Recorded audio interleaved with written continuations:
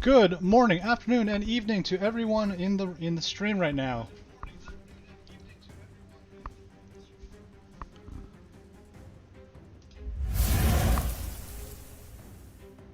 Let's just get straight into it, shall we? We know the composition, we know the boss, but who do we have for our analysts today? Today, Sam is away, so you have me, Evercron, for the stream tonight, and today I am joined by Craw, who is a former record holder for Samarog. Hello, everyone. Let me know about the audio, guys. We've tested ahead of stream, but we want to be very sure that everything is good going. So, Craw, Samarog, what do we need for this boss, and are we given it in the composition that we have been assigned by the community? I think the answer to the second question is a pretty obvious no. And the first question, of course, Samarog is one of the highest CC bar amount of CC in any raid boss. 4,500 CC bar 9 times during the entire fight makes for a massive amount of pressure on what we need to run. And I mean, these classes, some of them just aren't that great at CC. You have to pull a lot around just to get every bar broken as fast as possible while doing a lot of damage. So quickness is going to be massive. We only really have Scrapper for quickness. There's maybe a few Time Warps, but that's about it. Alacrity's probably going to come from the Mirage, but other boon, and might as well. Other boons, we're just going to see how it goes. Spirits probably from the Ranger, etc. Banners, obviously. Sounds good. So with that being said, let's head straight into the PowerPoints. In the chat, if we have any questions, comments, concerns, please voice them. We'll address them as we go. So, beautiful Samarog. And we had 17 teams competing, and our final place team this time around is Don't Be Mad, Just Be Chill, Axe. We're also going to be trying a couple new things today in terms of how we are presenting. So instead of just doing POVs from the top 2 of every rank, we're actually going to do every rank and try to get every single POV available. So, that being said, shall we just go straight into the POV, I guess?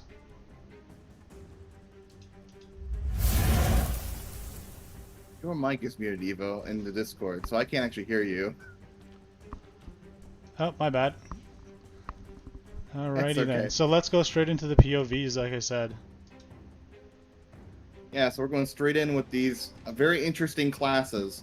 One thing to look out for is a lot of conjure sharing from the elementalists. So lightning hammers and ice bows both have crowd control on them. And from the POV we're seeing, we see lightning hammer as well as in oh man, I can't even remember the name of the elite skill on the Ellie. Man, I'm but the lightning hammers we'll see shared for sure, as this is Tempest gameplay. This is definitely a power Tempest. We can see clearly from everything they're running. The Overload Air is going to be applying a lot of vulnerability to the boss, which is necessary to do a lot of damage. As you can see, when they use Lightning Hammer 3, that is most of the CC from Lightning Hammer.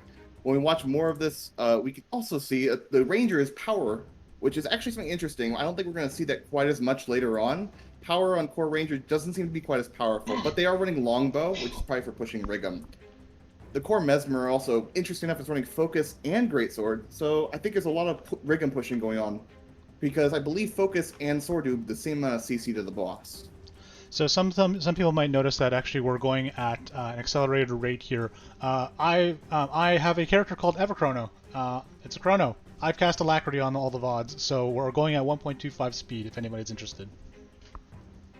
There's a lot of VODs here, so it's a lot of time, and I can understand why we want to go through these pretty quickly. So it definitely looks a little faster.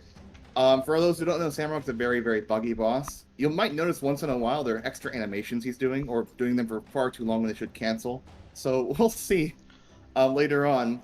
But during the split phase here, we gotta push Rig'em in. Rig'em takes all the damage that Golden takes while Golden shields up, as well as takes all the condies from him. So once Rig'em dies, he'll explode on Samarog and cause Golden to be vulnerable for 33%.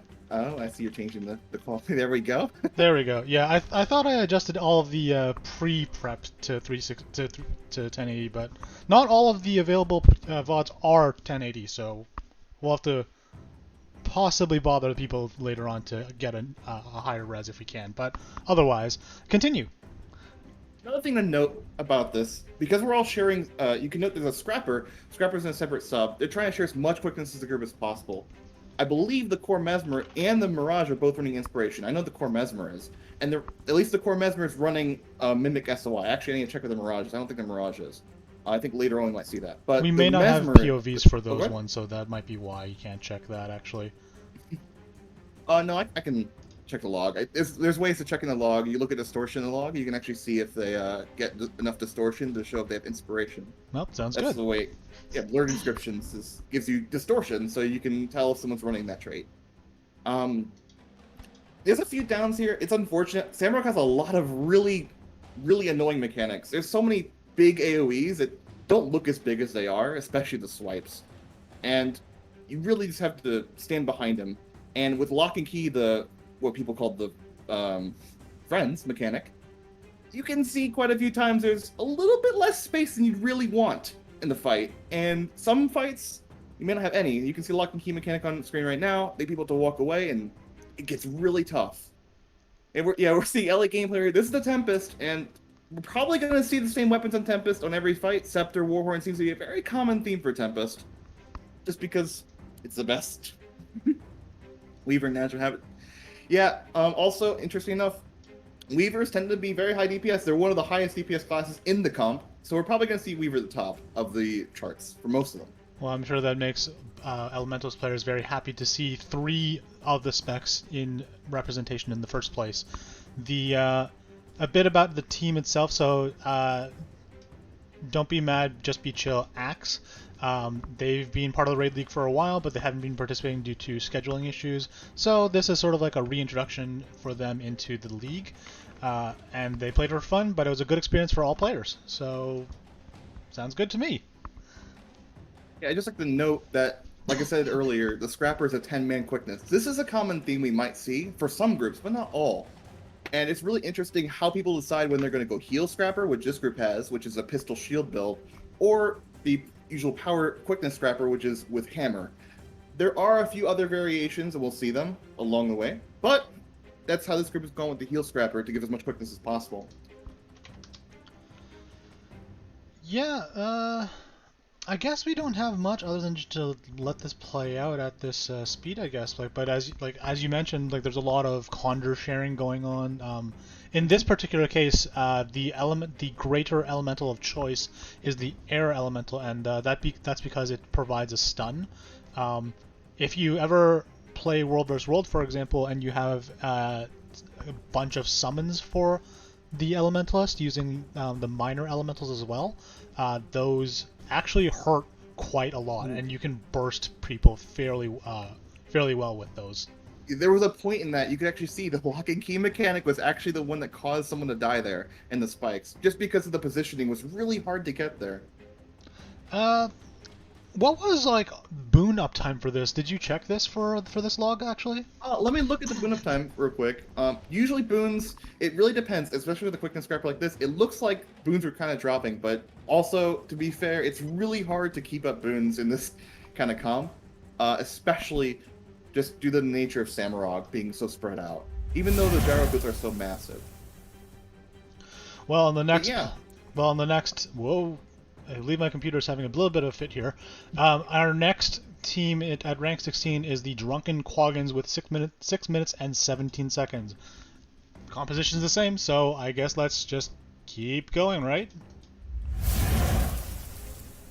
Yeah, so if we continue on, we're going to probably cover more and more of the classes as we go on, because it's not worth covering all 10 at once.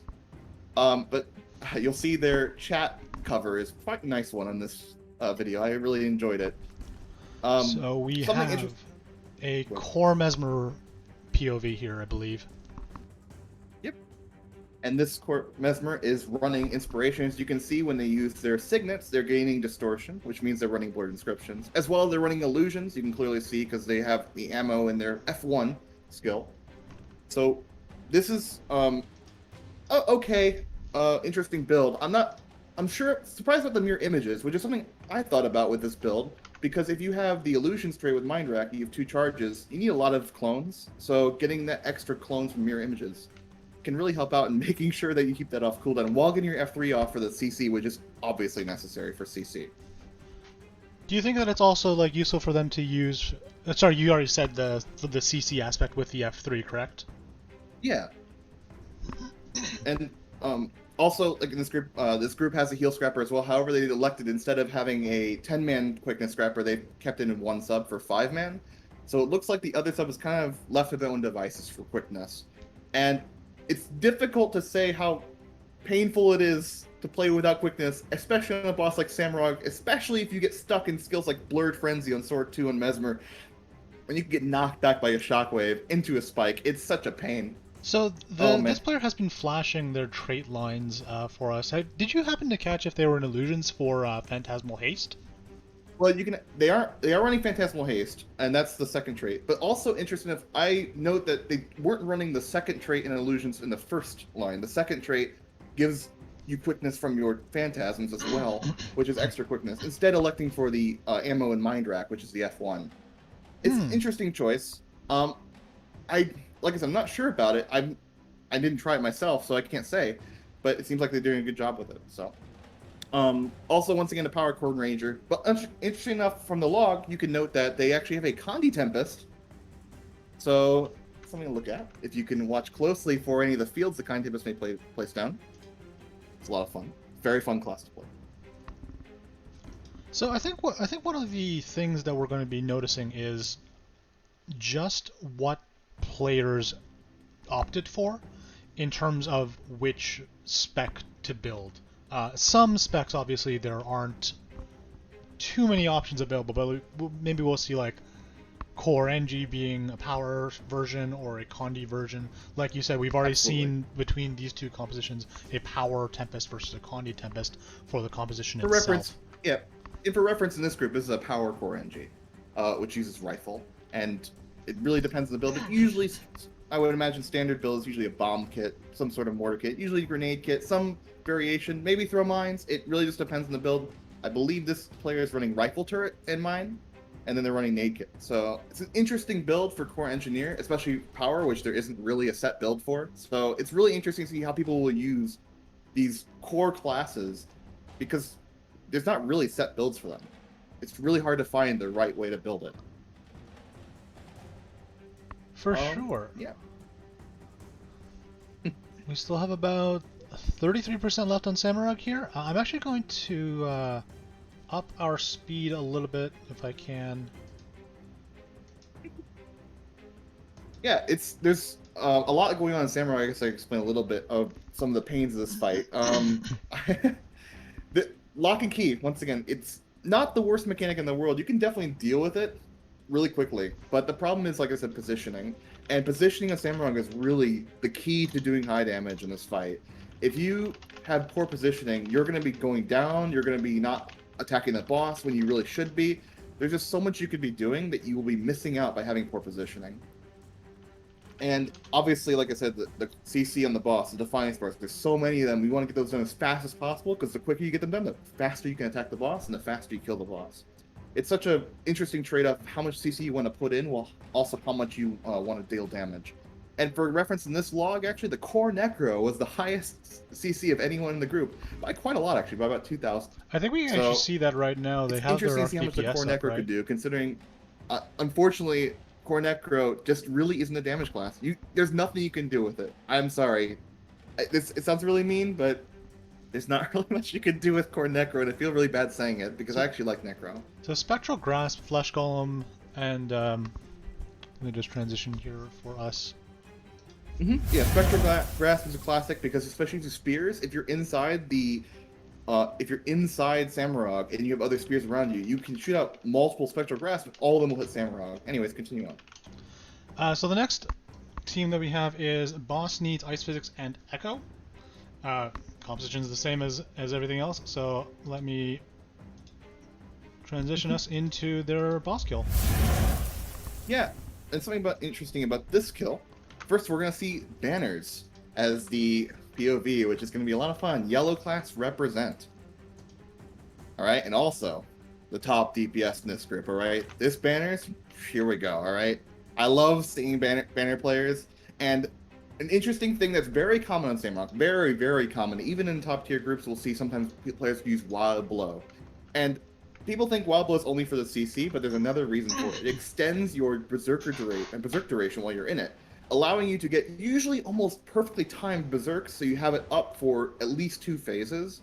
And when it runs out during a CC bar, which is when you want it to run out, because when you're outside of Berserk, you're doing low damage. As you can see in this log, in fact, the Berserk runs out the perfect time.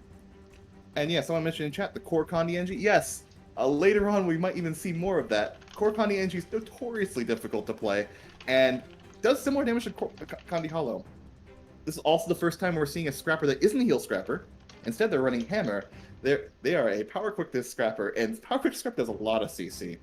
But speaking of a lot of CC, this warrior does 9,000 during the entire fight. That's equivalent of 2 full CC bars the entire fight. They are carrying this CC. It's not surprising. Warrior does quite a lot. So, would you say that Wild Blow is better in general here, or is Outrage still one of a good option?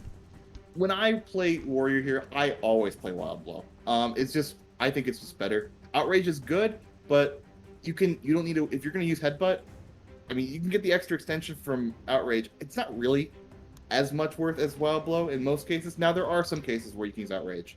Don't get me wrong. But I prefer Wild Blow, especially because even when you Headbutt during the CC bar, unless the CC bar comes up back instantly, you're going to be out of days, so you can still attack. Well, would you consider doing 2 warriors then in a normal composition, for example? Funny you speak of that. The team that beat us in my original record about a year and a half ago, they were a warrior stack. So sometimes warrior stacks are good here. It's not as common nowadays just because some things got buffed and warrior kind of stayed the same. But yeah, warrior stacks definitely work here for sure.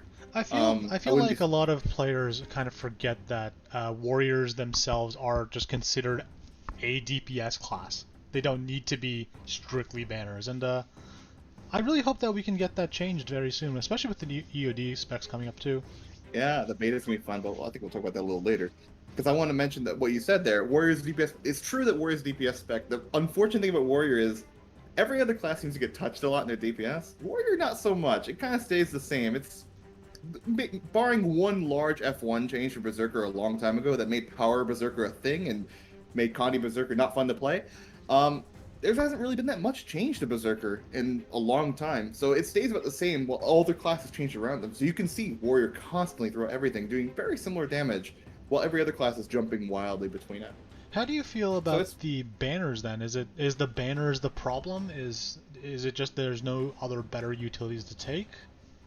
Well, the only reason you take Warrior, truthfully told, is for the banners. Unfortunately, it's not for the CC, it's not for the damage. The banners are such a massive buff to the group, giving so many stats that are all useful, even to Kandi classes.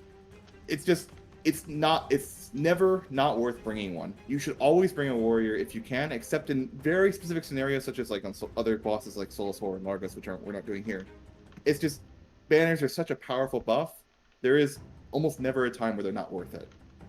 And Warrior does enough damage to compensate for it. As you can see in this log as well, Warrior can carry. Just saying. Very sure. Oh, and it looks like we have the first instance of a 10% sacrifice. Is this going to be common, do you think? Not only is it going to be common, you speak of a 10% sacrifice, well, it's been a bit of a common theme lately. I see more. I'll explain it on the next boss, actually, because next boss is perfect for it, because we'll get to that, yeah. Alrighty then. Let me make sure that I have the right... Not boss, log. Team. Well, our next team is Relax and Ignore DPS. I don't think that's what we want to be doing here, is it? Well, you know, you can only get a kill if you get a kill. If you're stressing out and dying to mechanics, well, you're not getting a kill, right? So sometimes, maybe you do need to relax and just take a chill pill, you know? Make sure you get that kill, and it's better than wiping. Just a fact. Interesting enough in this one, we got another Staff Tempest. I shouldn't say another, this is the first instance I think about Staff Tempest. And Return of Staff on Ellie is interesting.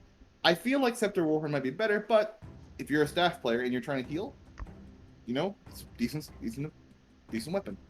Was We also this see team using staff to heal, or were they using staff for perhaps the Air 3 push? Let's look. I'm gonna look at this. I think they weren't using it for heal. I think you might be correct. It might be a mix. So sometimes players might try to mix between the healing and the actual damage factor. It looks like that might be the case here, because while the Tempest is going into water, they're going to water to heal a little bit. They're going right back to fire and earth, which they normally would sit around, as well as air. Excuse me. And yeah, I think that's a just trying to look here. I think that's the case. Yep. Well, as you said, it could be that they were anticipating to use high healing pressure situations to switch into water at that point in time, but then go back to standard DPS. I believe the fresh air staff rotation is still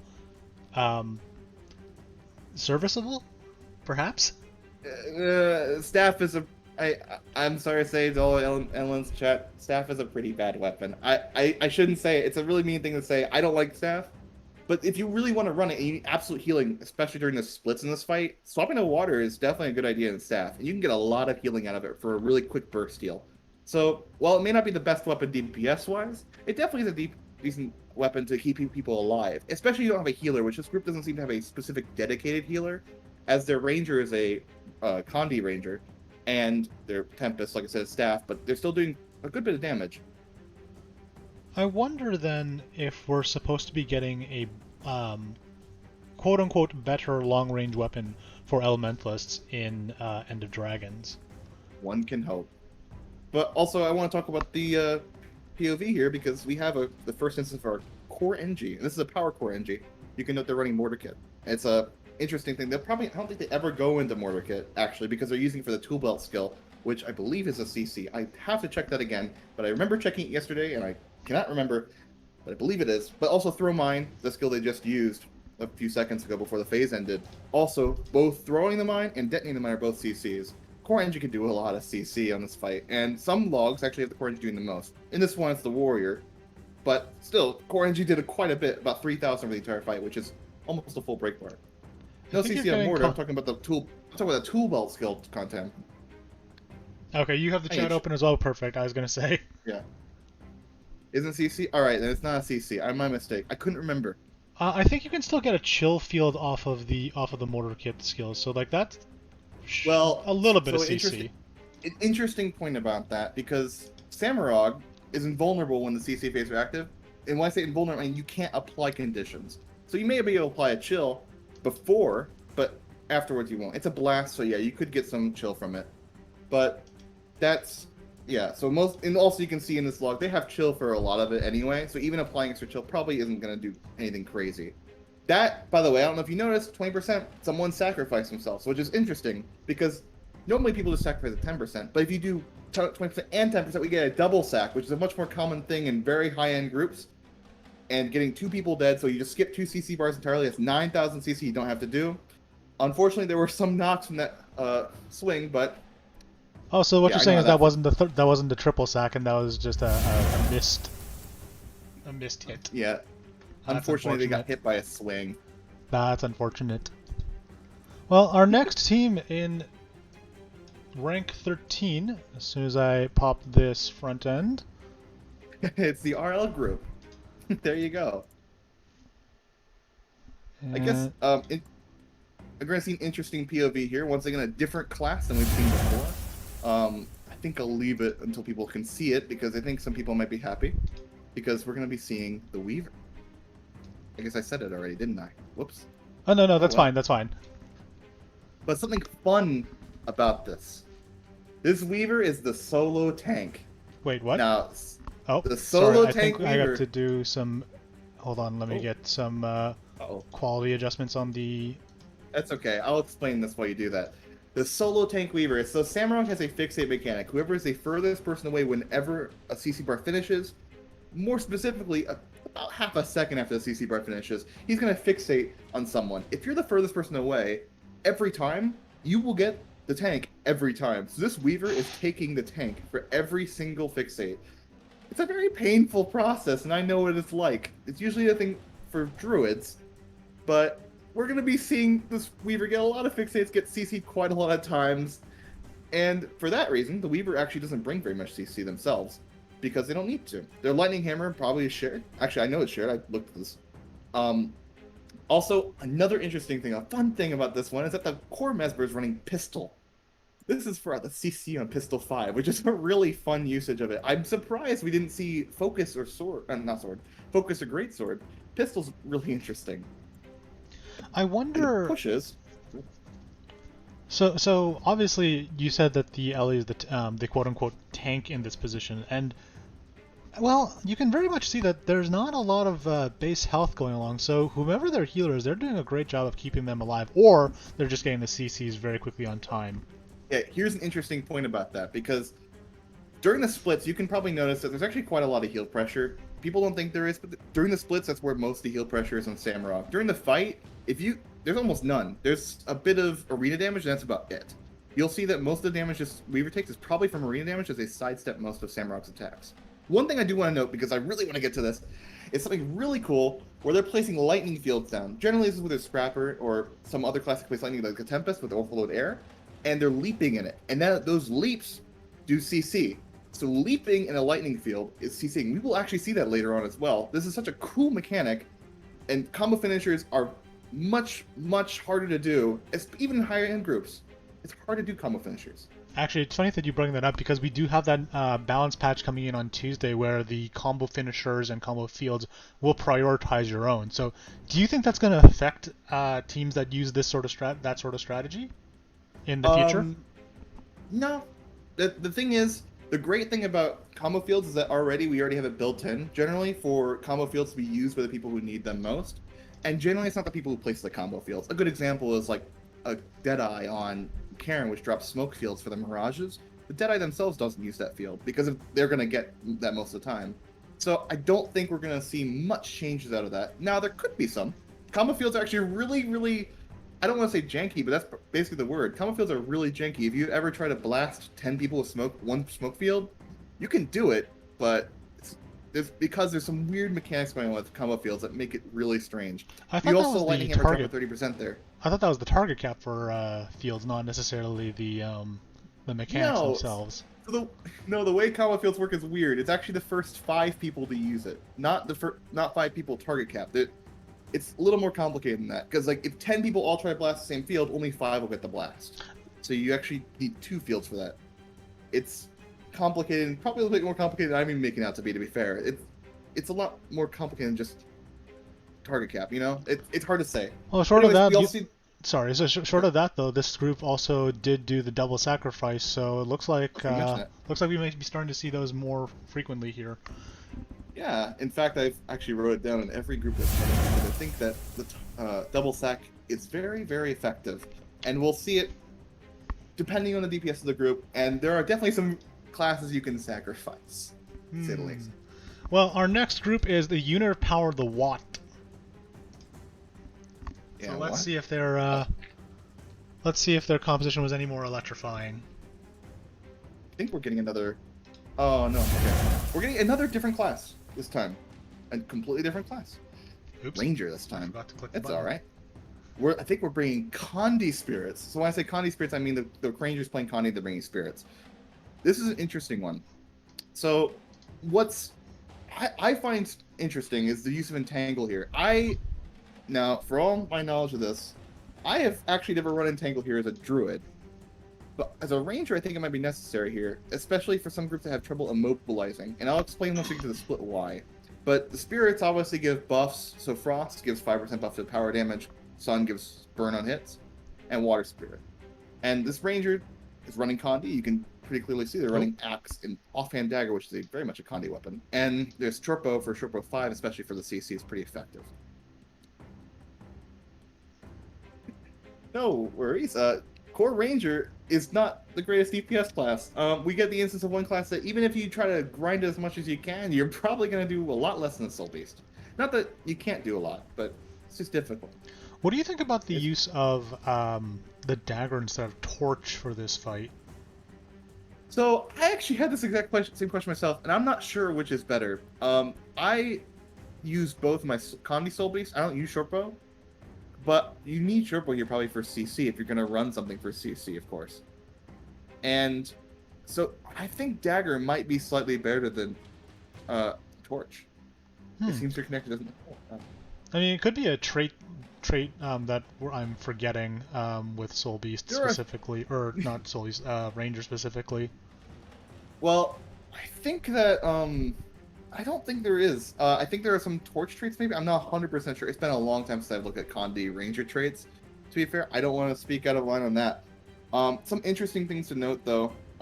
If you let's see, I was going to note that the sharpening stones, the third utility slot they have, if you ever use that and the CC bar is up and you actually want to play Condis and the people who use it want to play Condis, so we gotta be careful about that. Got careful when we time things, but that's okay. Because honestly, this is actually decent gameplay, I think. We get the Sherpa 5s the perfect times and pet CCs every time. It looks like they planned out their CCs accordingly, in some fashion at least. I don't know how to what extent, but I know some groups did a lot, so we'll see how far. This group, if you look at their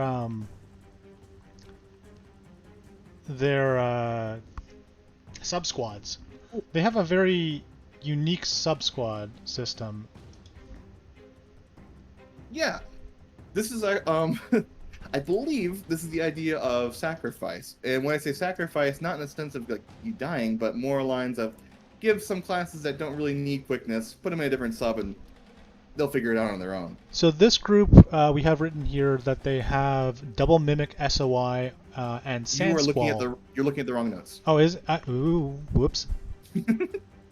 That's the next Yep, group. you're right. You're right. Yeah. The note for this I have is, why did we do this? Because Yeah, the community because the community told you that you have to use this composition. It is noteworthy. Like I said, the Core Mesmer is also running pistol in this group as well. That's for CC with Pistol 5, as I mentioned earlier. And also, I believe some projectile finishers. So I don't know if those come into play or not. I'm curious if they would get the projectile finishers coming into play. Interesting to note that this group did not use the double sacrifice on their CCs, but they did sacrifice a little bit for their boons. Yeah, it's kind of a group choice. So if you want to go double sack or single sack, it's really hard to determine exactly when, especially if you have an hour to grind. You're not really sure which one you're going to go for. All right. Well, our next team group is kind of meme, but fine. Okay. And they are rank 11. Let me pull this up here. Yeah, this one is the first instance of someone writing in their description something called a celerity sigil, or sigil celerity. This is a fun sigil because I believe, I gotta look this up and make sure I get this correct, because I don't want to be wrong, despite the fact I literally use this myself. I believe in weapon swap you get quickness. Nope, after disabling a foe, I was wrong. So whenever you CC someone, you get some quickness and celerity sigil. So people tend to run if they can't get enough quickness, which in this group, clearly they're not getting enough because they're running celerity sigil on some of their players. We're seeing the first instance also of a heal core ranger, not heal core mesmer, heal core ranger. They're running their warhorn, so they're giving a whole bunch of boons through that and putting a separate sub so they can spread out those boons as best as possible. Now, only the Rangers running Celerity Sigil in this group, I believe, it seems like, because they're separate. The other people in sub 1 are all getting quickness from the Scrapper. So then what other things is the Ranger doing so that they can have quickness? I believe this was the group that had mentioned Strider's Defense. Yeah, Strider's Defense. I believe that is a skirmishing trait. I looked this up yesterday. Yeah, it is definitely a skirmishing trait. Yeah, skirmishing trait, and whenever you evade attack, you get quickness. So as long as you're evading attacks, now there's an ICD, 5 seconds in the skill, but you get 3 seconds of quickness. So if you can use Strider's Defense and combine that with Celerity Sigil, so you're dodging attacks all the time while disabling foes as best you can, then you should be almost capped quickness. It's pretty close already with Strider's Defense. It's about 60% with Strider's Defense. So Celerity adding on to that is... something interesting to note, I think I wrote this down. I have it right here. One of the players, I don't remember which. I wrote it down, but I didn't write who did it. There's an air sigil in this group. Someone's running an air sigil. I don't remember who, but someone's running an air sigil. I'm going to find out who. The core engineer. There we go. The core engineer's running an air sigil in his group. So, for those who don't know, if you don't do a lot of damage, like total damage, air sigil ends up being more than impact, because impact's 3%, air sigil is a set amount. So once, like that's why Power Held, for example, runs air sigil. Once you get below a certain amount, air sigil becomes better than impact. So I think air sigil on core rifle NG is probably better than impact. Well, I'm a personal big fan of Herald in general, and I wish they would stop nerfing power revenant things by nerfing, specifically stop nerfing devastation when they attempt to balance Condi Revenant, Condi Renegade rather. It's because it's good in PvP. That's why. No, sorry, I didn't mean to interrupt you. I forgot to mention this is our first showing a Tempest, but not the first Tempest, the first Condi Tempest. Oh yeah, you're right. Yeah, this is fun to watch. Condi Tempest sitting in fire. That's what they do. Well, we're just about past the second ad phase here, right? I think so, yeah. It looks like so Golem's dying slowly, and once Golem dies, you want to get Rigum dead as quickly as possible. There are a few ways to get Rigum killed there, actually. In some higher end groups, they actually pull them out.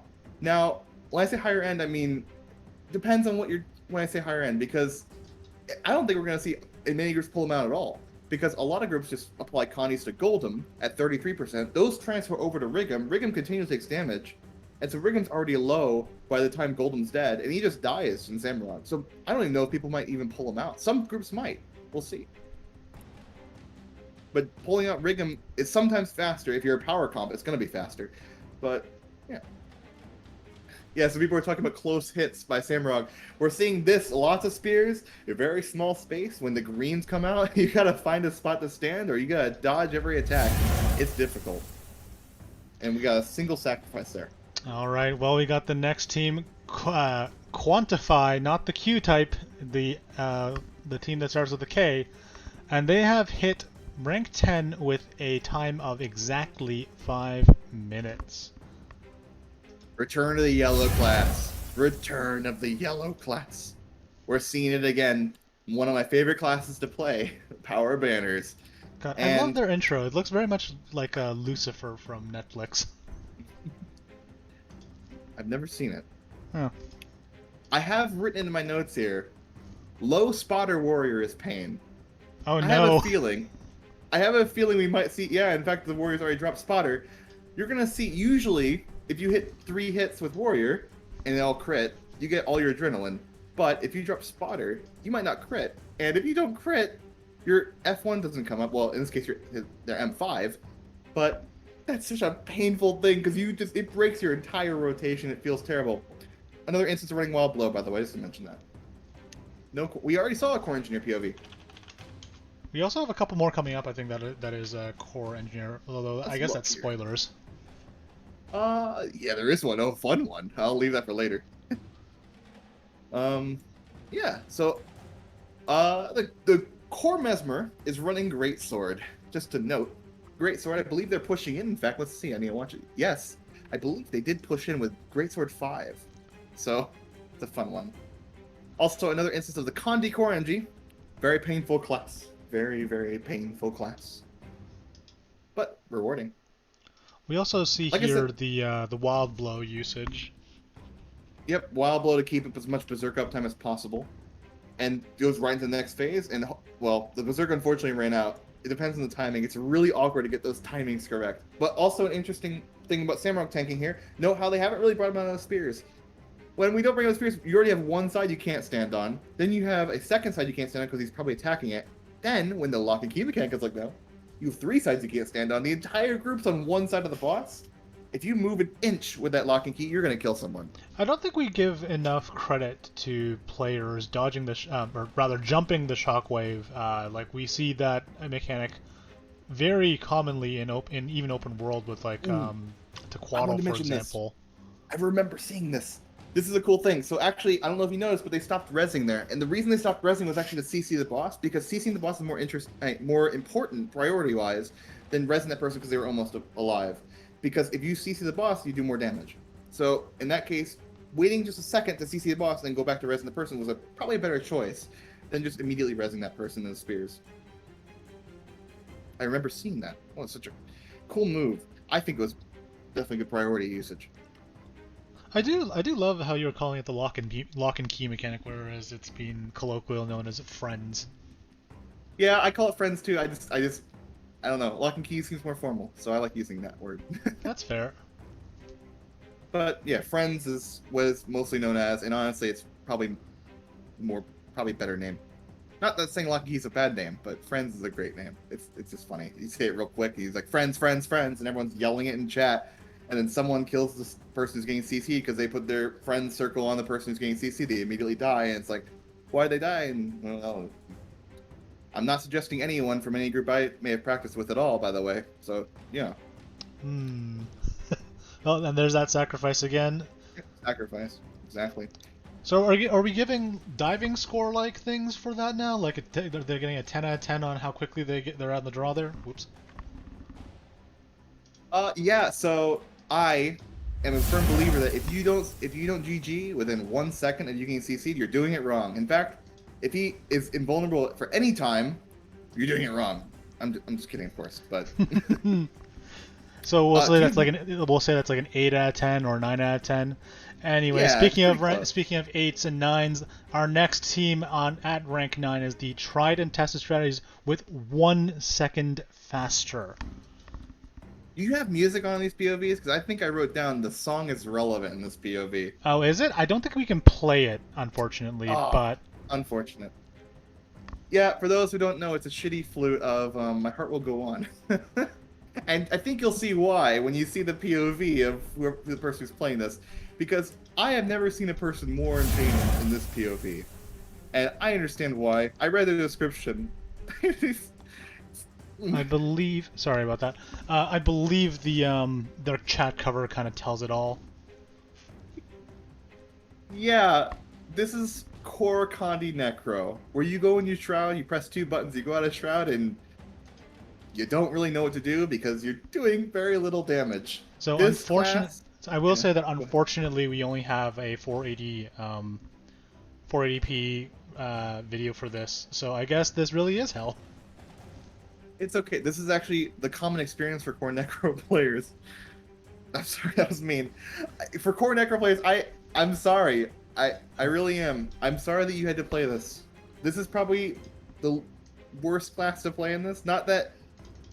There's just nothing fun. I'm sorry. It's just... When I look at this, I feel really bad. I really do. I mean, we say that, but they did reach ninth position and are... Oh, like, these times are, like, very respectable. Yes. So... Well, I'm just saying the core Necro themselves. Now, the team's really good, obviously, and they're doing a really good job of getting quick CCs. They're doing a lot of damage, and also Warrior on top, by the way. I just want to mention that. Warrior, #1.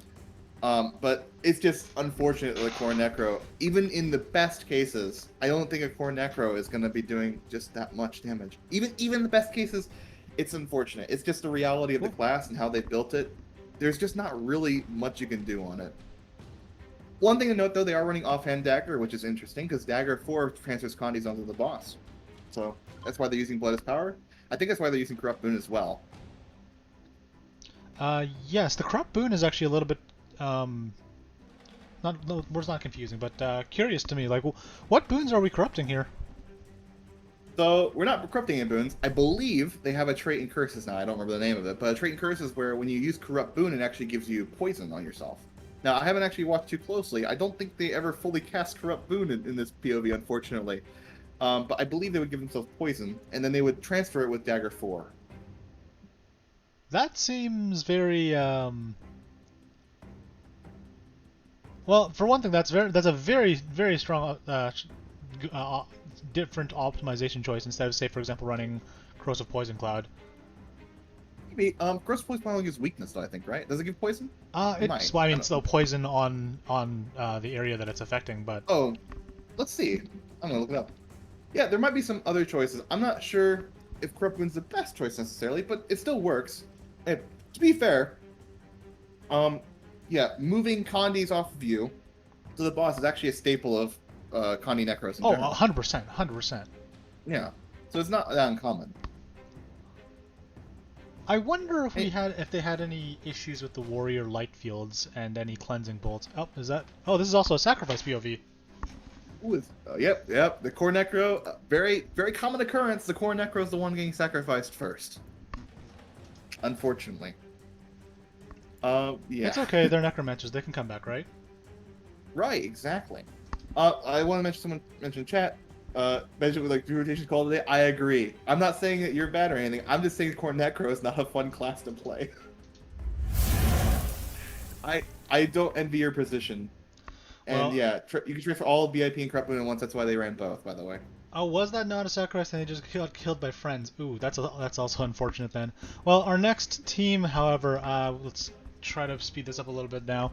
Our next team is at rank 8, Codicus Ministry. I think this is the first time we're actually going to see a Scrapper. So, Scrapper's the only class that can give any consistent quickness in this. So, we're going to be seeing quickness giving with all the gyros. Every single gyro while they're running hammer. Just going to spam all the gyros. Just every single one. Here we go. Gyro gameplay, you know? As well as running the hammer, the classic Scrapper weapon. And your stream is... Your video's lagging. There we go. Oh, it is? I'm sorry. Or either I'm lagging or the video is lagging there. We'll see. Oh, no, it's the playback speed. This playback speed is low. I switched to backup now. Fair enough.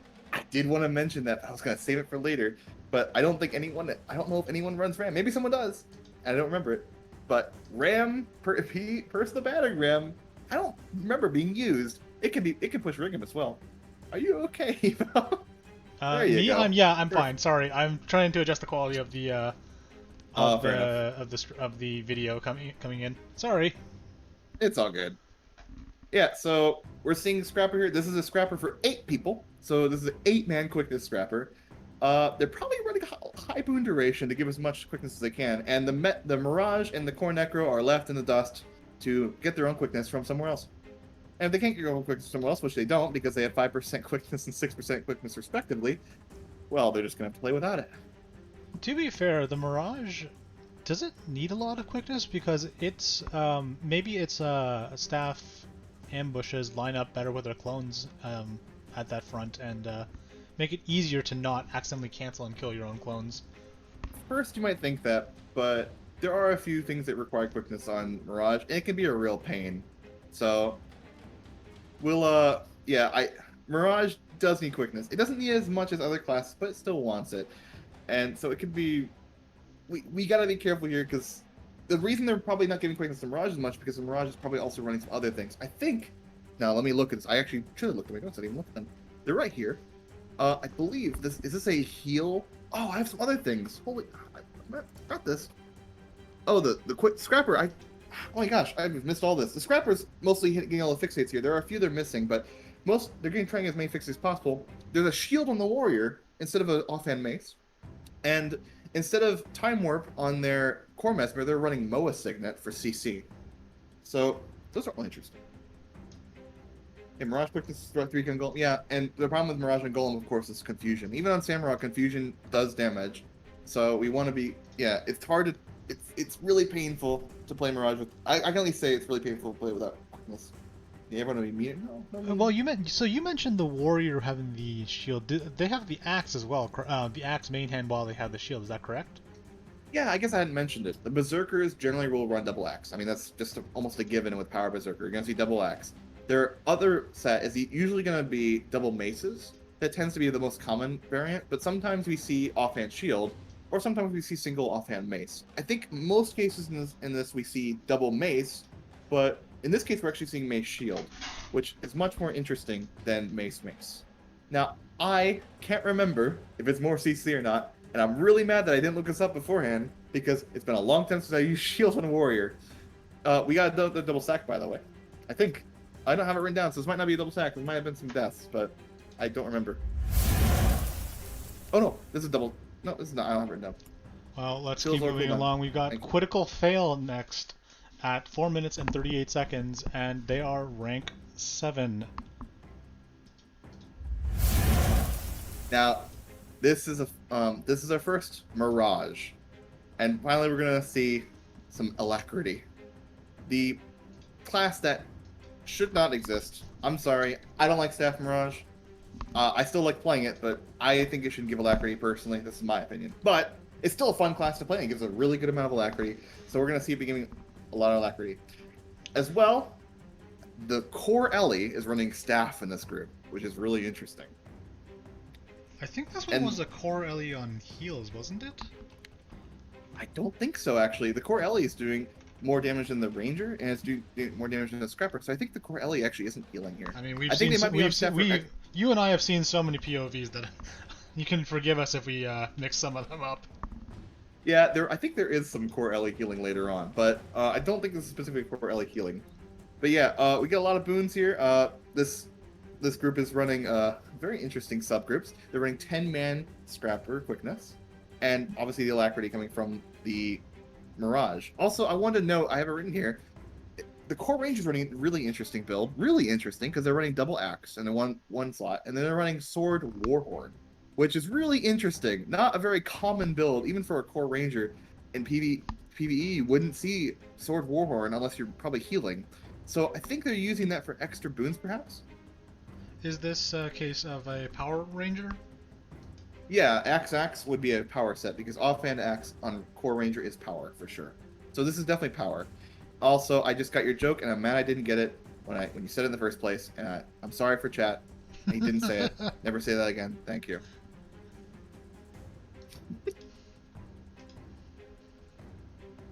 I do want to mention that there's no SOIs here. So this is actually all the boons are unextended boons except from the Tempest, who gives Sand Squall, Earth, Warhorn 4 for those who don't know, and that extends boons by a slight amount. But other than that, they have no boon extensions. So all these boons are almost completely unextended, which is pretty impressive on its own. Yeah, giving boons in this fight is really hard with this comp. So, especially in this fight of all things, because people tend to spread out due to a lot of the mechanics being. That is very true. If you ever had a Mirage get multiple friends in a row, your alacrity and your might just feel absolutely terrible. Yep. And yeah, let's see what else we got here.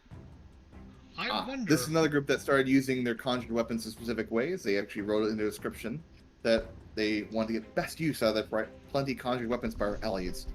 And that's true. Ice Bow and Lightning Hammer both give a lot of CC, so it's useful sharing them. I wonder if any groups had Mirages accidentally staff 2 back into the spears and insta-kill themselves. I know I've done it once or twice. Well, luckily, if you staff 2 into the spears, and if you're talking about the edge of the arena, those actually don't kill you instantly. Those just deal extra damage for a little bit. And yeah, we're getting a double. I think it's single sec actually, not double. No, it's a double. And oh. Yeah, nope, yeah, that's double. That's a very quick burn from that. I'm gonna give that second sack a 7 out of 10. That was a bit slower. Come on. No, I'm just kidding. Yeah, going into the spears outside of the arena, they deal a little bit extra damage, so they don't actually kill you immediately. So, staff 2 heals take some extra damage for a bit.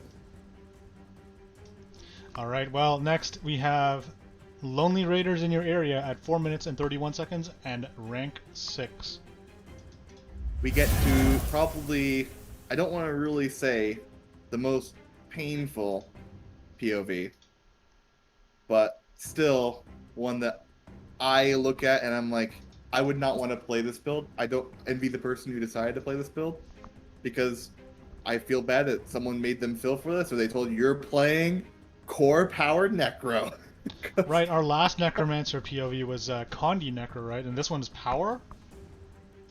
Yeah, this is core powered Necro. It's a very interesting build, to say the least. So one thing that I did notice, and I was really happy to notice, they are fearing with their Shroud Skill 3. And I think the reason they're doing this, now correct me if I'm wrong, but I think they have the Terror trait and Curses, which makes their fear do damage. I think so the trait is actually fear, Death Magic. Which actually makes more sense to do that trait over. I think the one is more Carapace toughness or something like that. Yeah, it is in Curses. So the other two that are a Corruption trait, which is for conditions, and then Path of Corruption, which is also for condition, converting boons into conditions. Oh, we actually have a statement here. It procs Dread for quickness, which I believe is a Spite Line trait. Ooh, okay. So there's a different one as well. I wonder if they're running Terror, because I see in the log that their fear was doing damage. So I'm wondering if they're running Terror. But yeah, that's the quickness. Spite. Thank you. Yeah, Dread. So the trait for that is 3-second internal cooldown. Inflicting fear on a foe gives you boons. Shroud 3 partially recharges when you defeat a foe, and that's quickness for 5 seconds and fury for 10 seconds. One other interesting thing I don't think we see in any other group is a really... I don't know how to feel about this. Maybe you know more about it than I do. I've done a lot of research in this. Rifle Scrapper. The Scrapper is running Rifle in this group. As opposed to Hammer, which is very interesting, because if I recall correctly, the Hammer is almost comparable to... is almost comparable to Bomb Kit in terms of damage. I don't know enough about Scrapper to say yes or no on that, but I can say at least that they are also running Bomb Kit. So they're a Scrapper running Rifle and Bomb Kit. A very interesting build. I have never seen a build like this before. I expect that to be for CC. Oh, well, probably for damage as well. Rifle autos are pretty bad. Well, if you have the bomb kit, then you're using the bombs for autos, and then you're using the rifle for its burst and CC aspect, right. Just like you would on a holo. So yeah, I'm curious what the decision. It was for CC mostly. They said fair enough. It's just interesting. I don't think I've ever seen a build quite like Rifle Scrapper before. Not that it's a bad one. It's just an interesting one. You know, do we want to touch on the fact that we see Necros running the Spectral Grasp and why it's actually so good for CC here? Yeah, I mentioned that before, but normally Spectral Grasp, we have one enemy out. Well, or else we're going to see double sack again, by the way. Yep. Normally Spectral Grasp will only shoot out one hand and pull, which is about I think it's 150 CC. Correct me if I'm wrong, anyone. But 150 CC for a pull, and normally it's only 150. Nothing. But if you have spears on the ground, every single spear, up to I think a target cap of 5, the grasp now, will all spawn a single hand, and from the grasp, each one hitting the boss if you're inside the hitbox, which means that instead of getting 150, you get 150 times 5. So we got 5 claws, and in 5th place we have Cormier in at 4 minutes and 23 seconds. Yeah, this one is, we're returning to another class we've already seen. This is Mesmer, Core Mesmer, and power. I mean, there's not really much to say about it, but I think this was probably my favorite log to look at. I think, in my mind, Corm here gets the moral victory for this. I love everything about this. There's just so much that I like looking at when I look at this log, when I look at this build, when I look at everything. There's so much interesting theory crafting. I wanted to write down so many different things. For example, I believe, and now I need to check this, someone's running a mortar kit. And I wonder if they're running mortar kit to apply extra conditions that aren't normally present from the throw gunk ability from... There's a trait in Engineer that allows you to throw gunk when you enter mortar kit. It's the kit trait. And that could be extra condies in the boss for some classes that do more damage with extra condies in the boss, such as Engineer classes. For those who are mentioning Disenchanter getting interrupted, Disenchanter is the most interruptible skill in Mesmer. There's not really another skill quite like it, in my opinion. I feel like Disenchanter gets interrupted more than any other skill on Mesmer. I think Defender is also interrupted a lot, just because their cast times themselves are 1 second versus some of the other Phantasms. Mm-hmm. Also, to note, the Warrior's running Shield in this group as well. We're also seeing a return of the Condi Core Ranger. I think we've seen that a few times. The Condi Core Necro. This Scrapper in this group, by the way, just for note, is, I believe, a heal one. They are running Hammer, but they seem to be lower in DPS, so I imagine they're a heal Scrapper. And they're separate from the group, so I think they're running really, really high boon duration. You know, this is kind of late, but did you notice a lot of Necros running the Blood Magic trait for the Vampiric Presence for Sustain? I did not look, and I should have, because that's an obvious thing that you can add on, extra lifesteal. I think we might see a lot of Vampiric Presence from now on. I haven't been looking at it too much. Vampiric Presence, unfortunately, I don't think is that big of a damage increase, but it's hard to say for sure. I think it's just a lifesteal. Correct me if I'm wrong. And it's probably less than 1% of everyone's damage. That's just a guess, though. I really wish they could like buff that up a little bit, huh? It really needs it. It really needs buffs. Necro right now, as it stands, for core Necro at least, it definitely is in a weak position, just because it's outshined so much by Scourge.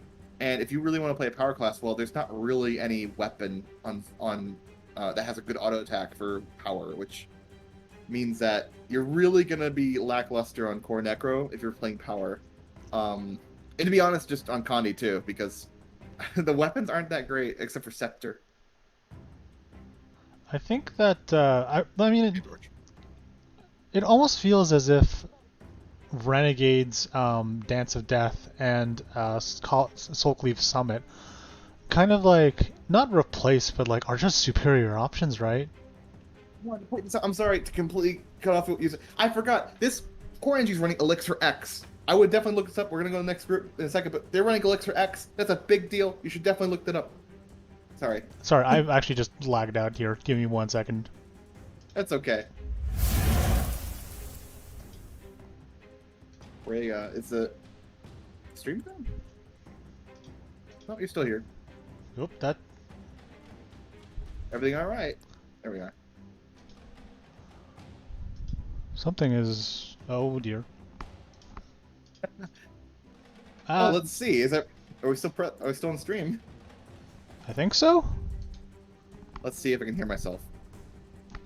Yeah.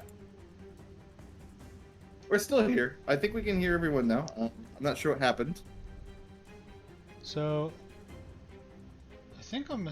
Oh, that's why. Right, I'm a derp.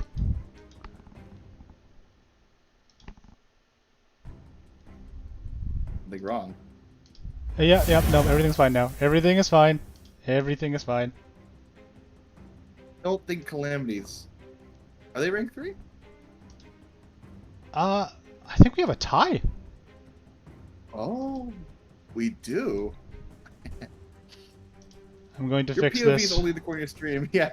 Well, I guess while you're doing that, I'm going to explain a little bit here so I can at least build in. So this is a Fresh Air Power Weaver. So another Weaver, another big damage log. Weaver's going to be doing the most. Some interesting to note is that the Mirage... Oh, no, not the Mirage. Well, the Mirage is rank staff. Never mind. I thought this is the next group. I'm bouncing between things. The Core Ellie's running staff. So we see another staff player. The Power Core Mesmer's running Greatsword. So it's some interesting choices. I think Greatsword's really good if you want to do a lot of F1s and F3s, because you need a lot of clones for it. Also, something I wrote down is that they have specific CC skills for every bar. So it seems like they mapped out their CC skills for every single bar. So you'll note that sometimes the Weaver in this might actually save some CC skills for the next bar, because they know that they won't be up for the next one. So they're saving skills in anticipation of other CC bars.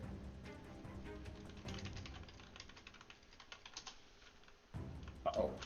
Did something Hey, happen? there you... It cut out for a second. Oh, sorry. Oh. Well, that's fine. We can, do whatever you need to. I'll keep talking, because I love talking. So we'll notice in the splits here that, we're going to see actually, Golden does a stun ability. I think it's every 7 auto attacks. It's around that number. And once Golden does a stun, it'll go in the furthest person away. So what some groups will do, and they'll elect to do, is they'll move one person far away to bait the stun, and then run back in the group. And we'll actually see it in this group, because you don't have high enough damage to kill Golden before that happens. You can see the stun goes far away, so nobody else gets stunned.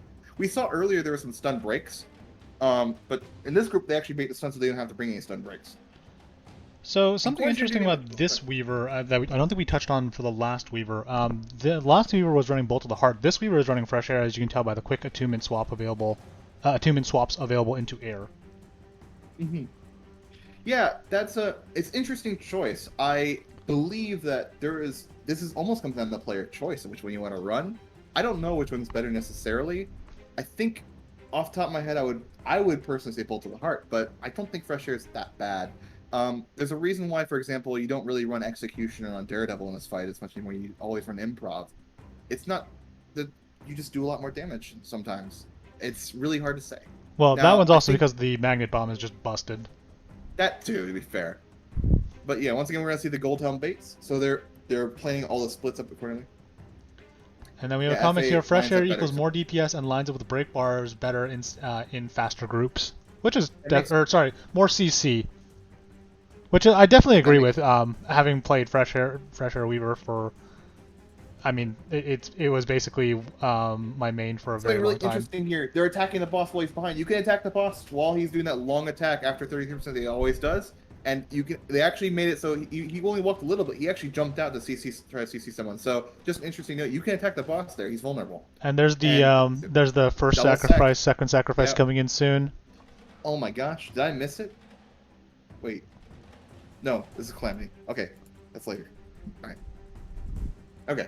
So yeah, the splits are a lot of fun to watch because of the gold helmet baits. Also, spears are spawning on groups, they're killing them, and sometimes you just have to stand in the spears. I'll explain that later. I think we might see something like that. So the reason, so part of the reason that we were so confused there was because we actually have a tie for here. That's why it's rank 3, not rank 4. And it's they're tied with Wonderful Ideas, Poor Execution Wipe at 4 minutes and 19 seconds. Thank you so much to one of the admins who is helping with the front end bot while I deal with this. Yeah, so Wonderful Ideas for Execution. This is another really, really fun log because they did something that I don't think any other group did quite as much. This is a heal Alack Mirage. Now that's not the POV. We're seeing the POV of a core Condi Engie. So this is going to be fun. This is one of the most interesting classes to watch. They jump around between kits and do God knows what. As they jump around from kit to kit, applying as many Condis as they can, especially unique Condis, which is really nice for, well, a scrapper, really. I seem to remember core Condi Engie being considered the piano class, and that you could it was very difficult to find a good one. Yeah, back in the day. The interesting thing about core Condi Engie is that actually it benches really close to Condi Hollow. It's like 2k off, depending on what rotation you use. So this class actually can do quite a lot of damage, and in fact, we're going to be seeing a lot of damage. So this is a pretty high DPS core Condi Engie, so take notes.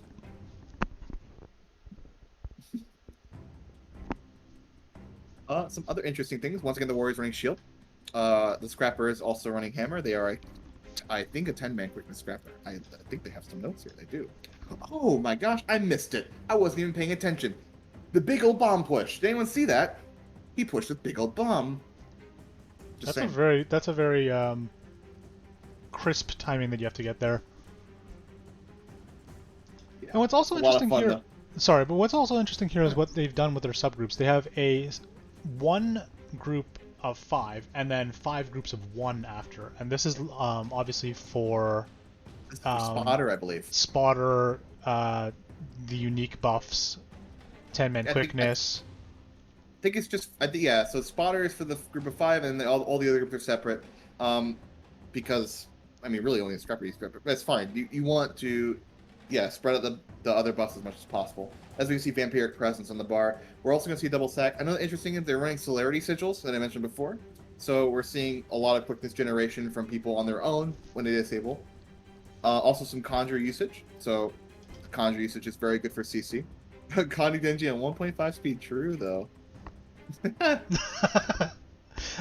Something interesting here is the Mirage also went 100% boon duration to carry the Alacrity, Might, and Fury for the other classes. So the Might is obviously with the ambushes. The Fury is interesting with the intended use of the auto attack bounces for the Fury.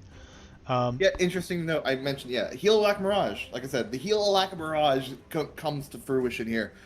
So, and they actually made the point that it's viable to take the time warp, and also for because as the game is see, double sacks. Sorry, go ahead. Oh, double sack, right?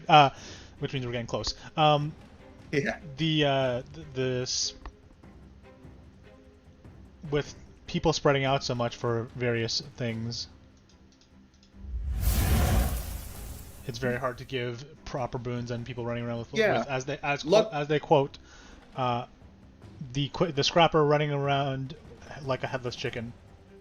Luckily, Scrapper has massive AoEs in their gyros, however you want to say it. Gyros. I'm gonna say gyro. Gyro.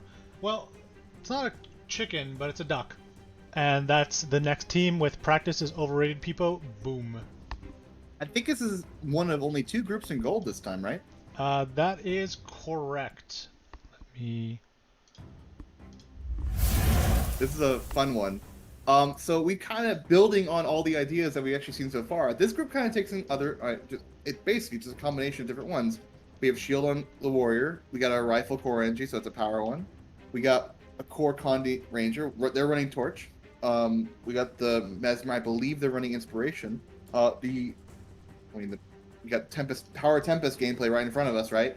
So every Tempest is basically mostly gonna run Scepter Warhorn. Not always, but Scepter Warhorn seems to be the best for even Condi or Power. So I had to look this up and make sure. I'm pretty sure it's the case. I think I have to check that again, but I think our very first Tempest actually was. I gotta double check, but I think our very first Tempest was Power, Yeah, but I think they were also Dagger. Let me look. While we're looking here, because it's interesting to compare. Because like I said, they've taken a lot of things we've already seen. Yeah, they were running Dagger. Yeah, so this is the Scepter version, Scepter Warhorn version instead of the Dagger Warhorn version. Yeah, and also interesting to see is that the Connie Necro's doing quite a lot more than I expect. Not that the Connie Necro's the player's bad or anything. The class is just bad. I'm sorry. I'm gonna say it again. The Core Necro, it's pain to play. I don't envy the people who play the position. Thank you for everyone for your loss for playing that class.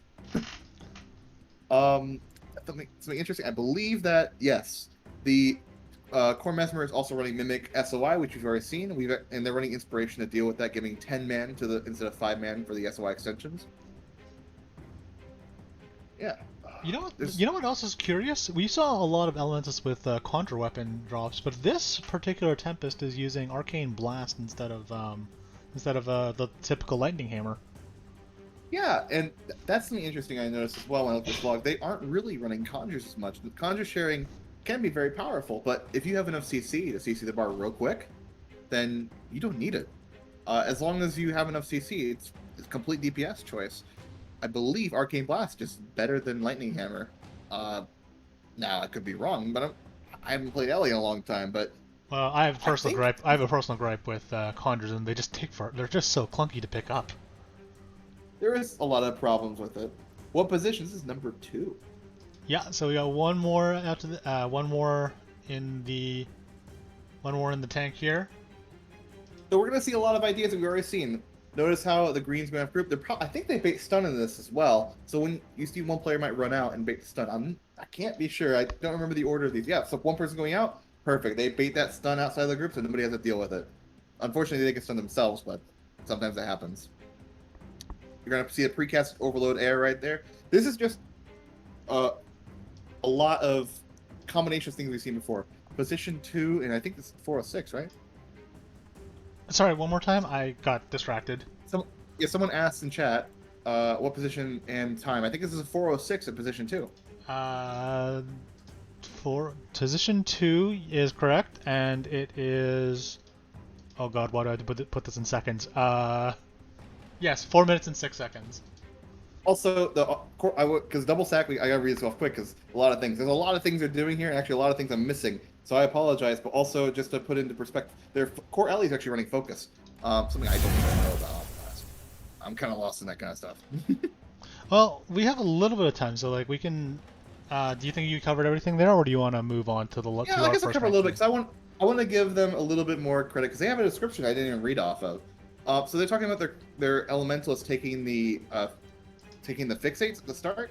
The Necro GG's at 20. Usually the Necro's gonna be the first one we sacrifice. So unfortunately, Necro, you're just gonna have to go. Then Scrapper takes it because once you get quickness, you get enough quickness, so it makes sense. And then Scrapper's 10-man, the in-speed Mesmers. So both Mesmers are running in speed, they say. And they're probably both running SOI as well as the Tempest Warhorn 4 and Earth, which is says here they're both running SOI and Mimic with the Tempest Warhorn 4. It's a lot of extensions, so it's a lot of boons. They probably kept up their boons during the fight. I need to recheck again, but I'm pretty sure they had almost perfect boons. And just confirming, yes, they had almost perfect boons. Very, very close. 87% squad quick and 96% squad alack. And the Mirage is full DPS, is what they're saying. So I think this, yeah. So let me just look at this real quick. Yeah, Mirage full DPS. And if you look at the Mirage DPS, it's 13. So while you go ahead and check that, I'm going to actually put a question up to the chat. So I want to see answers here. Do we think that the first place team managed to beat 4 minutes? Ooh, that's a good question. So chat, go ahead and give me some yes nos. Give me a time if you want to call it.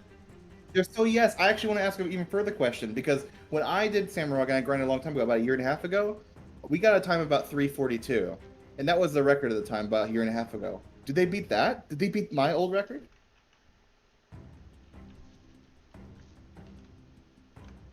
That's the real question. Did they beat 3:42? I'm really curious. For this one, I'm actually just for the next video as well. I'm actually going to put that at 1 time speed because we seem to be the 1.5 is a little bit too fast for us to get through everything that we want to go through. So I hope people have been enjoying watching all the VODs with us at the higher speeds, and we're hopefully covering what everyone's efforts have been putting out. Yeah, and if there's something I didn't cover, let me know. I'll definitely talk about it right now. I can, we can actually do a little bit here. I think we have some extra time, right, Evo? Yeah, a little bit of extra time. If anyone wants to notify of anything that we missed, feel free to mention that, because there's a lot of stuff. We went through things pretty quick, and I didn't read everyone's descriptions out, and I had notes on everything, but I might have missed some things.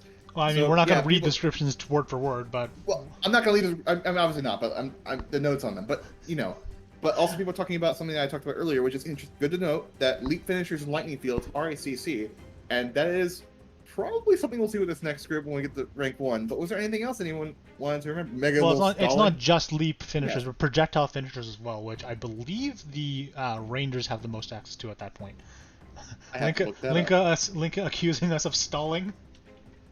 Yeah. All right. Let's get to the next. Let's get to the next. By the way, that's why I corrected. Projectile finishers are vulnerability in a lightning field. Oh, so I see. Yeah, it's okay. So our rank 1 team is personal best PB with 3 minutes and 14.9 seconds. What was your record? Did you say again? 3:42, unfortunately. So they lost by 7 seconds. But with this kind of comp, it's respectable. This is sub 4 minutes, which is really hard to do. We did not get any sub 4 minutes when we were grinding out a year and a half ago. Well, that's the other thing. It was a year and a half ago, right? So yeah, a year and a half ago. So also to be fair, now I did help with this a little bit, not too much. I'm actually in the PB Discord, so I was there for a little bit of practice. But yeah, so we're gonna be seeing the Seraph Core Ellie build, and I can explain quite a lot here because almost everyone, not everyone, about half of the group who are not in the Scrapper sub are running Celerity and Rage sigils, both of which give quickness in different ways via disabling and via crits, I think, Rage on it. And so that's a way of getting as much quickness as you can. The Mirage is running a very, very interesting build in the sense they're not exactly heal, but they're running a lot of extra boon duration, and they're running inspiration to use SOI as much as possible. It's a really painful build, I heard. So yeah, I don't envy Cody when he takes that position. As well as Winter playing the Core Necro build. I do have some notes from them, actually, that I asked yesterday for them, so because they didn't put it in that. So yeah, interesting. I remember this. They had CC distribution sheets, so they actually mapped out the entirety of the CC for every single bar, so it should be as quickly as possible. They tried to heal a little bit with the Core Ellie, and we heal as one on Tempest to keep up Scholar as much as possible because they're running Ritz. I think a lot of other groups are in Ritz as well. When you watch the Goldhelm aggro, not only are they baiting the stun, but a few groups did this as well. I noticed it. They're turning Goldhelm, so everyone's not getting hit by Goldhelm except for the Scrapper, who's taking the specific fixate. And some groups did this as well. I did notice this. The furthest person standing from Goldhelm gets his fixate. Same with Rig'em. Yep. So yeah, so Scrapper's taking the fixate, and all that damage that Goldhelm does, mitigated. It's on the Scrapper. Have fun. And so that a fantastic amount. You can see Rig'em gets pulled out, though, once again, probably not necessarily he was going to die from Condi's, it looked like anyway. But this is a interesting Core Ellie. I think it's our only Core Ellie POV, isn't it? Yes, it is. And again, like, maybe I know we said it, but I don't think we emphasized it again as much again. Like, this is a Seraph statted build. Yeah, and the Seraphs, as I mentioned before, I think there's a little bit of Selly. I think Content said that. The reason for the Seraphs is for the extra healing for the rid up time. So yeah, person saying Core Necro and raids. I don't know if you've been listening to me speak about Core Necro, because not that you wouldn't. I would drown me out too about Core Necro because I am not a believer. Well, at the same time, like the throughout the 17 POVs that we've gotten today, we actually have covered every single class, in Oh, basically every that's single format. Like we had Condi Tempest, Power Tempest. I don't think we have a Heal Tempest, but like within the two Tempests we we had a heal have tempest. We never Dag. had a POV for it though. Oh right, good point. And then like for Tempest we had Dagger Warhorn, we had Scepter Warhorn. Uh, Yeah, I do want to note because this is gonna go pretty fast, but I guess we slowed. I did Well, not leave slowed this down, one at but 1.0 yeah, speed. I do want to mention some. Well, I want to mention some variations we've seen and some lack of variation. So in Weaver, I think we've seen basically a static, basically power Weaver build. Sometimes Frustrator, sometimes Bolt to the Heart, but mostly just the normal Weaver build, Power Weaver. For Tempest, we've mostly seen Scepter Warhorn, but we've seen variations on what the Tempest builded. Scrapper in this group, for example, is 5-man, but we've seen some 10-man scrappers. We've seen some heal scrappers. The core ranger in this group, most core rangers tend to run Condi core ranger. We saw So an this group 8-man also, scrapper, 8-man quickness scrapper as well. yeah, and a 7-man I think as well too. We bounced around what the scrapper can do, but the core ranger generally in most groups seems to be playing Condi. Condi with spirits, yeah, it's spirits are necessary. You're gonna run spirits no matter what. Condi is gonna be doing more damage than power. Most of the pulls in this group I think are done by the power core Mesmer, which is running focus. Yeah, but yeah, so core Mesmer we didn't see a lot of variation on, maybe like a choice between focus or GS, even some pistols. But Well, there was generally it's also the about variation in terms of if they took inspiration or not. Actually, I think. yeah, that's probably the biggest change with core Mesmer. The kills already done. I wasn't even done going through it. That's Core okay. NG We can we keep only going. really saw Condi or power. With core Ellie, there was a lot of variation actually. We didn't really have a lot of core Ellie POVs, but there's a lot of variation in those builds, and I saw a lot of different weapon sets. With Mirage, actually surprisingly, I thought we were going to see like one Mirage build. Like that's it. I thought we were just going to see the Staff Mirage build, and that was it. Nothing more. But we actually saw quite a variety of Mirage builds throughout this entire thing, and that makes it really interesting because some groups did really well with the Mirage, like really, really well. And I'll be honest, when I practice PB, Mirage is it's really hard. So at least in Samarog, in this kind of format, I envy all those who could keep up Alacrity the full time as Mirage in this fight. It's not easy. I think I think we also just have to give a hand to all of our participants this month. The times are spread out, but to make do with what you are given by remember this was an auctionable vote in a sense, and I think we'd like to do something more similar to these style of fun restrictions in the future. So Yeah, I will say hopefully we'll see if I'm in any PB logs in the future, but not this one. I was feeling for someone else, but yeah, we saw so much variation. I didn't even mention there's so much more to it. Like even in PB skill, like we were only running offhand Mason or Warrior. We weren't running double maces. And a lot of people's builds we were running the core Necro build, which could have been so much different. And most the kills was actually the same. It was almost always a core Connie Necro. So there's just a surprising amount of variation, and something that doesn't seem like there would be, especially through the Scrapper. And I mean, speaking of that, Scrapper buffs. I mean, Tuesday Scrappers. You know what's up. I'm really curious to see. I'm really curious to see what Power Scrapper will do because they won't be taking that trade. They'll be taking the other one that gives more power on might. It's gonna be really interesting to see what Scrapper does. I'm really curious. Does Scrapper become a true DPS slot? When I have heard, and through to the follow up that grapevine. question, when does Spellbreaker get its chance? Not now. Not ever. But no, I'm just kidding. Scrapper, talking about, I have heard through the grapevine there are some theories that Scrapper might actually be better on Samarog than Season Moment Chrono. Yeah, That's I've heard potentially. through the grapevines.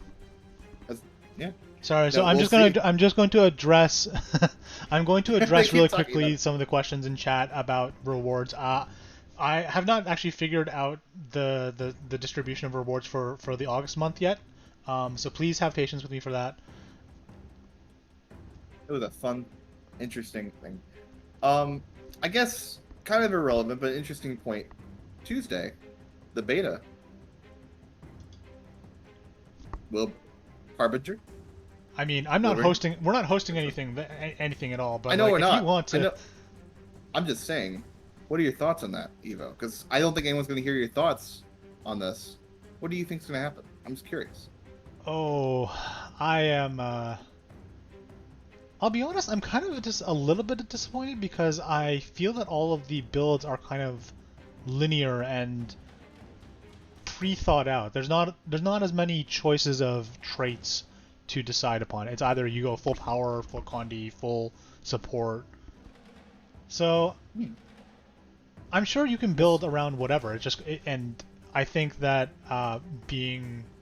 for myself, being an owner of legendary armors and trinkets, like I'll just be having the time of my life. Same. And I'm probably going to set aside a day per spec to try out in the various different modes. I will say, I just want to point out again for this, the amount of variety in every class, except for, like, unfortunately for Weaver. I'm sorry, but Weaver just had that build. It's interesting to see how people, and Berserker, I guess, too. Well, we could have had hybrid Weaver, but no one opted for it. For it. I don't think I don't know if it'd be worth it, but that being said, it's really interesting to see the builds people came up with for things they don't really have builds for. I mean, seeing a rifle scrapper was interesting. Seeing a core mesmer with Signet of Illusions on it, which I believe was, I want to be right here. I believe that's Wonderful Ideas Poor Execution. Seeing a Signet of Illusions is just weird. Yeah, but let's go on with the fall split schedule. Our 2020 Raid League winner was 17. Our Raid League winter split winner in 2021 was 17. Spring split 2021 17, and now the fall split. We don't know who the winners are going to be yet. But for our schedule, we've attempted to avoid balance patches with the betas. I cannot guarantee that we will not hit anything, but we have attempted to do so as much as we can. And the schedule in total is going to be September 3rd, 1800 UTC to September 11th, 6 UTC, October 8th, 1800 UTC, October 16th, 6 UTC, November 3rd, 1800 UTC to September. Whoops, that should be November. November. That's not the right date at all. That's all right. Check the Discord schedule channel for your times in local time. Just look at the Discord. And December, we have plans for something that's like a Secret Santa. And by that, we potentially mean that someone else is going to pick your comp for you. Who are you predicting to win Fall Split, Evo? Do you have a prediction? I honestly don't, because I know the personal best is going to be intending to play a little bit more. We have 17 who's probably still going to be participating. Calamity has always been like reaching up and right behind them, so it really is hard to say. And even from that front, it's not even just about winning; it's about personal improvement. So teams who are in the lower ranks, like as long we've been running the Raid League for almost 2 years, to be completely honest, and we can see that improvement, and hopefully teams themselves will see that too. I remember when the Raid League was started, because I was in this Discord when it started, actually. My guild that we've done Samarog on was actually going to sign up. There was some unfortunate scheduling issues and stuff that came later, but it's interesting to see how this has grown, because I actually haven't been here. I've been in this Discord. I've been lurking for like a year and a half. It's interesting to see how much it's grown over time. I'm happy that it's grown, because honestly, I was really worried it was going to, unfortunately, do a lot of scheduled events in Guild Wars 2 sometimes end up dying off. Just a reality. But this has been a great event. It seems to be continuing to expand, and I see it everywhere now. I see it in other Discords. I see other announcements. People tend to move it to another Discord. The announcement system in Discord where you can, it's interesting. For sure, but I think that is all that we have time for today. Feedback for this stream, like I said, we tried something new, and we have a new potential consistent analyst as well. So please provide us with your feedback here. Not here, not here on the channel. I mean on the Discord. Um, Yeah. Questions, concerns, we'll take care of all that. Short of that, that will be the stream, and we hope you enjoyed. Yeah. I hope it was great, everyone.